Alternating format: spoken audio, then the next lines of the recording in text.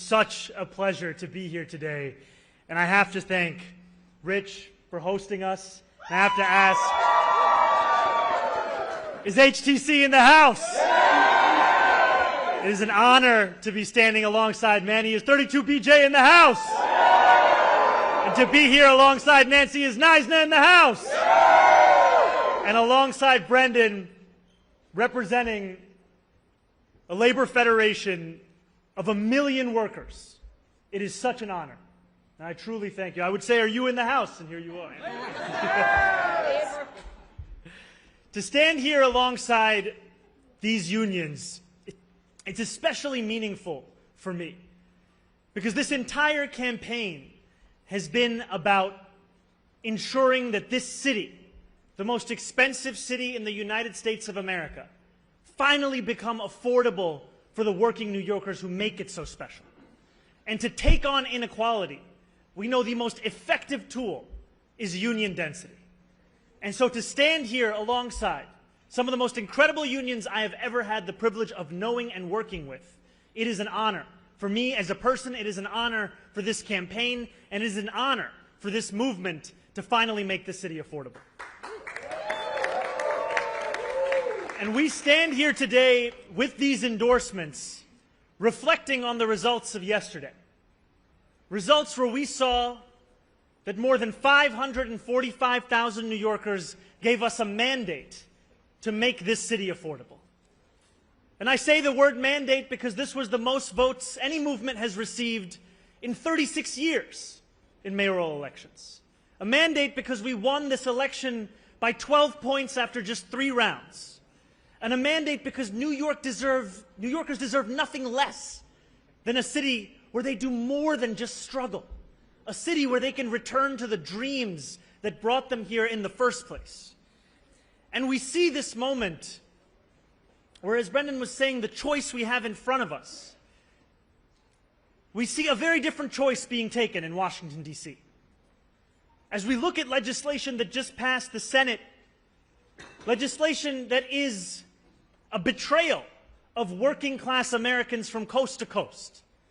Legislation that seeks to steal from the hungry, to cut health care from the workers, all to aid those who already have more money than they know what to do with. And legislation that is being done by the direction of a president who claims to fight for working people. And we know that in this moment, it is up to us in this city to show that we can not only fight back against authoritarianism, but we can also fight for working people.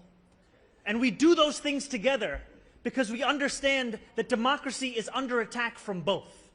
It is under attack from Washington, D.C., and it's under attack from within as more and more working people have greater and greater doubts as to whether their needs can actually be met by this politics. And we stand here today to say yes, we can do both of those things. We can do them in the same way that Fiorello LaGuardia fought for immigrants and fought for dignity at the same time. And we can do them even in contrast to that which we have seen pass for leadership here in this city.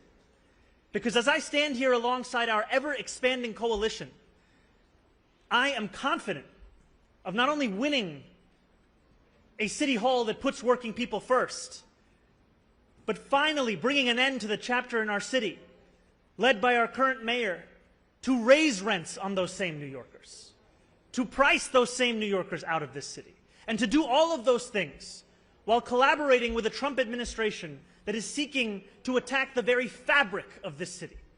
And I say that also as someone who came to this city and this country at the age of 7, who grew up in this city, who fell in love with this city, who got married in this city, who got my citizenship in this city. And those same blocks I used to love, the ones between Federal Plaza and the clerk's office, those are the same blocks now today where so many New Yorkers say goodbye to their loved ones and they don't know for how long.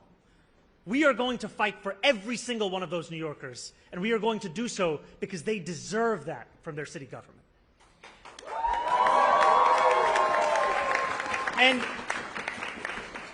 And in this moment, New Yorkers deserve a leader that will continue to look forward, will continue to expand this coalition, will never be satisfied with the idea of winning an election, but rather leading a city. Though we may have won on Tuesday, though we will continue to fight to win in November, we will look to represent every single New Yorker, whether they voted for me, whether they voted for someone else, or whether they didn't vote at all because of their lack of faith in this political system.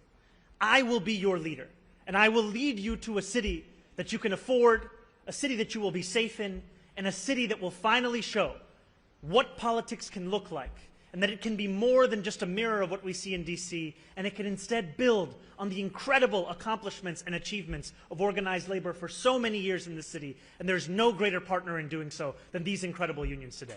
Thank you so much.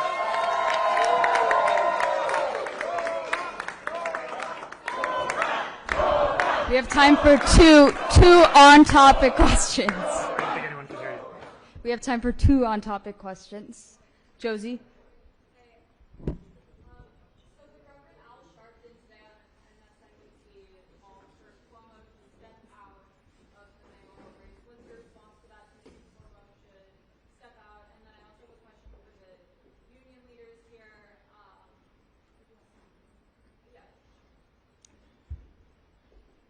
You know, I appreciated when Andrew Cuomo called me last Tuesday evening and conceded this race. And he told me what he then shared with others, which was the campaign we had built had connected with people across this city. And I told him what I've said since, which is that I'm looking to unite this city, to unite this party, to look forward. I leave the decisions of who will or will not run up to them. But what I have appreciated is the fact that this coalition continues to expand each and every day. And it continues to reach out across the 5 boroughs to New Yorkers to make clear that this is a vision for every single person. And I'm so excited to be here with just one example of that expansion.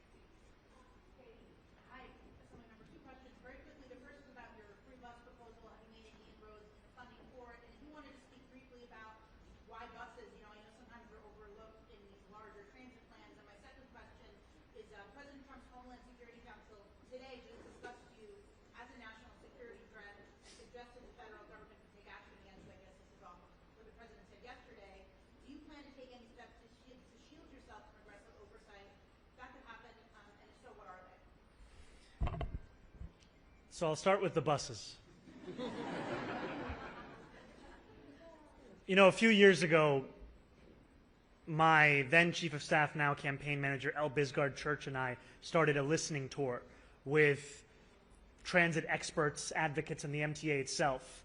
And it was in a meeting with senior officials at the MTA where someone remarked to me that if you really cared about equity, you would focus first on the buses. And it was a suggestion, and I took it to heart.